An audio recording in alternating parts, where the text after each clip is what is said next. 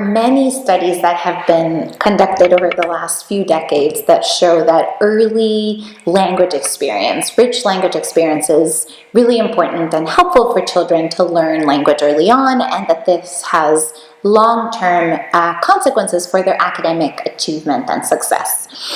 A lot of these studies have focused on parent-child interactions, usually on mother-child interactions, and how moms talk to their babies affects their language development later on, or is related to their language development later.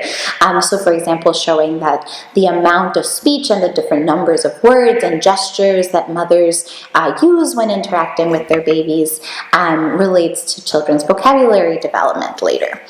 So one of the things that we wanted to do was to look at the relationship between early language experience and language development, but in a more naturalistic context, including all of the different interaction partners and contexts that children have in their daily lives. We used a system called the LENA system, stands for Language Environment Analysis, and it's a little digital recorder that children wear in a little pocket on their chest in special clothes, and it audio records their environment for up to 16 hours. So we can record a full day of a child's life and see from their perspective what kinds of language and other auditory experiences they're getting over the course of the day. So it's naturalistic and fairly unobtrusive.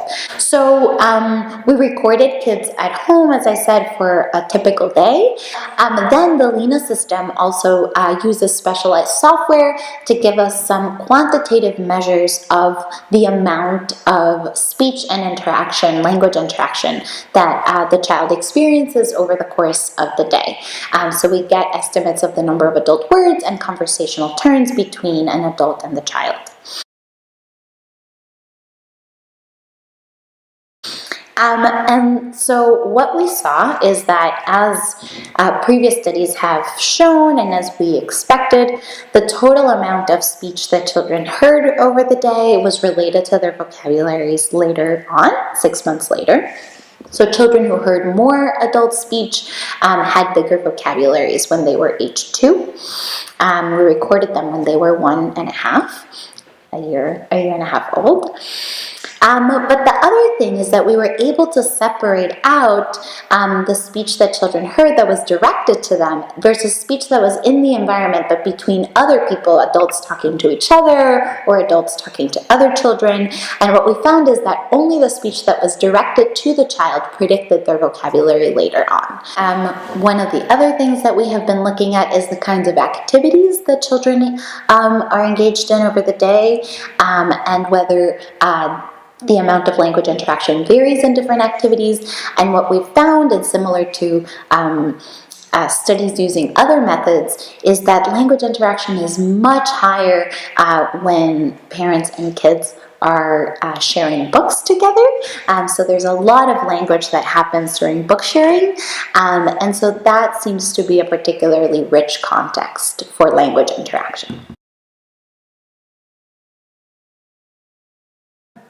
I would say one of the challenging aspects is what to do with these long recordings, right, in this what we call big data. So on the one hand, we get 16 hours of recording, and we get some estimates for free, not for free, but from the software about how much speech is going on. But we see lots of variation over the day, and we think that that variation is meaningful. There's peaks of talk, and we want to know what's happening when those peaks are happening. We want to really understand the context of interaction. At the moment, in order to do that, we have to go as human listeners and listen to the recording and do annotations or behavioral coding or transcription of what's happening in the interactions. We don't yet have automated systems to do that, and that's very labor intensive. All of the families that I worked with are low-income families, and a lot of times we focus on the ways in which low-income families don't have the resources or the knowledge or experiences to support their children's readiness for school. But I think one of the things that we see in these recordings are all of the very rich and loving ways in which families interact with their babies, and that is very inspiring.